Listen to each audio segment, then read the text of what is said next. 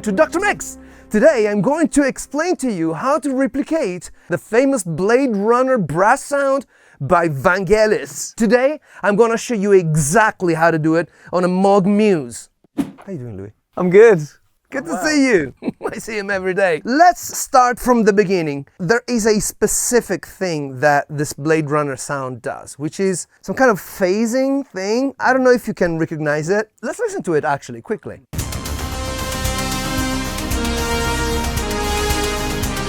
Okay, it's up. Right. I'm not talking about the strings that are up there. I'm talking about the sound that's in the middle that goes like...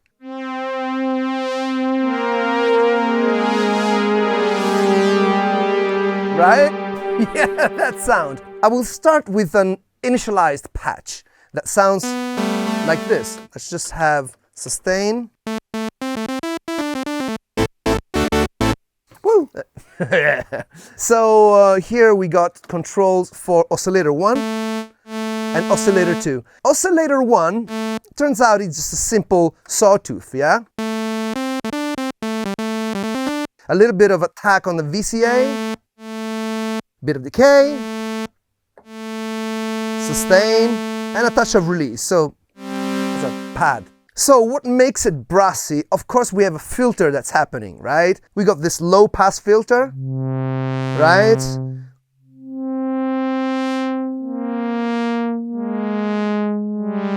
We wish it was that easy, right? Because we can simply put some envelope here, maybe a bit of resonance, and then a bit of attack, bit of decay, bit of sustain, bit of release, close the filter, and we have a little bit of that automation. Let's pull up the resonance so that we can hear it. There you go.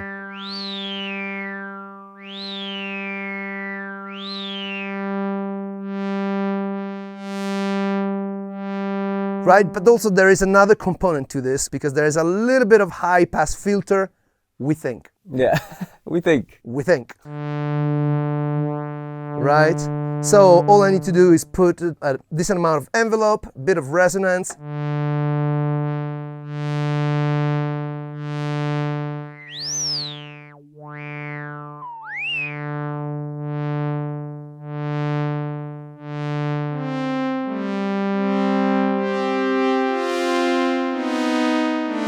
So far so good, but it's not it. The next thing we do is we pull up a second oscillator. Let's just listen to that. All right? Now, there's a trick. There's a trick because this is actually a square wave.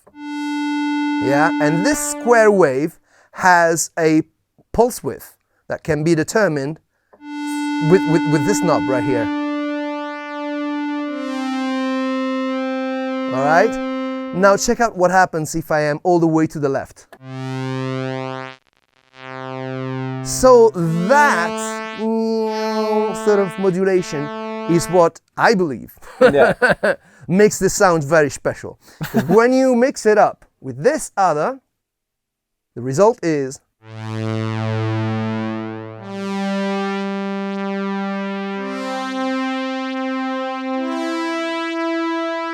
right?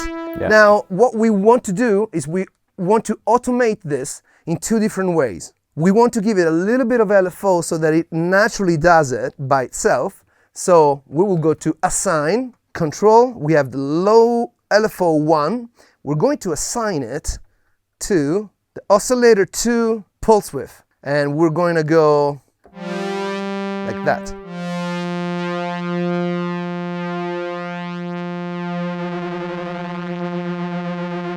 Can you feel it?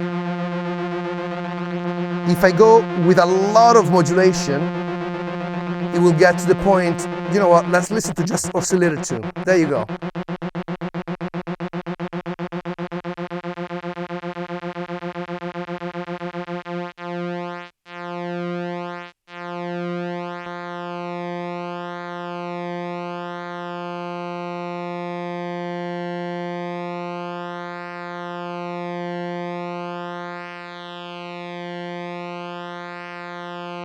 Yeah?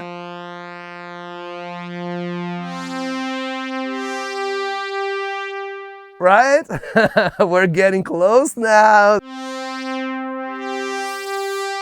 Right? Yes, exactly. And then what else did we do? We used some modulation with the Aftertouch. We use a little bit of modulation. So the way we do it is we create another source, Aftertouch again.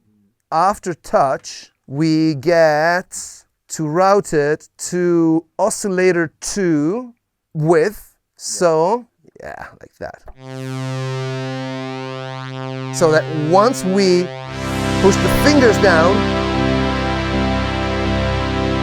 we get a bit of that modulation. Let's see if we go negative. Theoretically, we should mute it if we go negative. Right? Yeah. Which is exactly where we want to go. So let's push it all the way down and just make sure.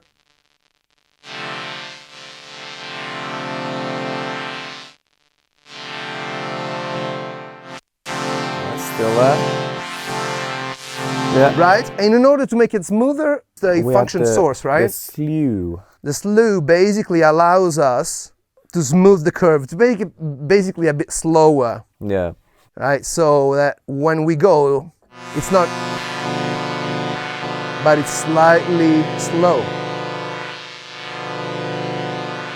Yeah. Right? And then when we mix it back with this,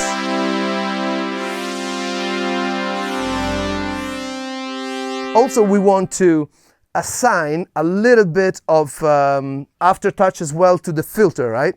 So what do? We do another one, right? Same thing. Same thing, Aftertouch. By the way, you've got to love the Muse, man. Look at it. It's awesome. Love it so much already. Yeah, it's like an instant classic, isn't it? So we go with Aftertouch, assign it to the VCF2 cutoff, right? So we should get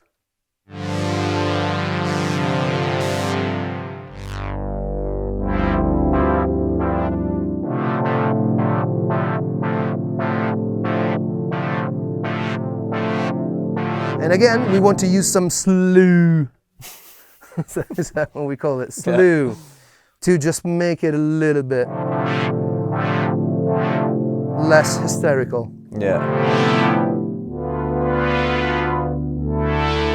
And then we open the cutoff again.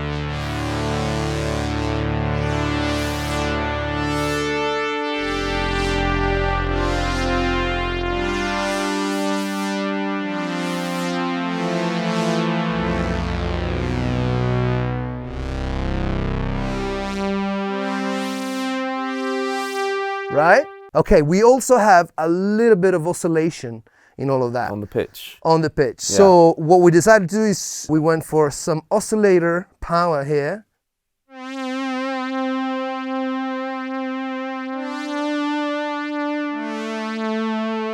Yeah. This really sells it, right? Yeah, yeah. 100%. We can send it to oscillator 1 only. Or maybe 2. I like it better. I like it with both, yeah. I prefer that. Finally, we seal the deal with the effect. Yeah. Because, of course, we have a fantastic effect here.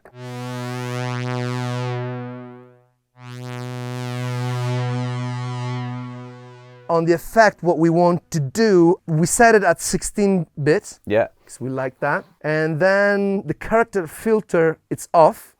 And instead, we have the character diffuse on. Yes. Which means that this button, this knob here,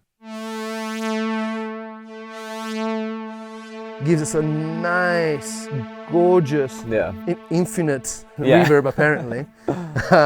What is it, 6 seconds? Too much. Couple of seconds. Couple of seconds.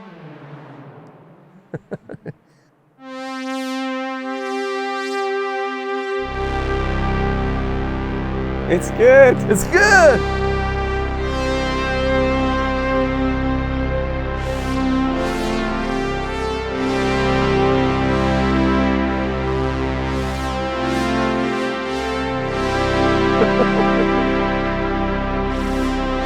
If you haven't subscribed to this channel, you probably never will. So,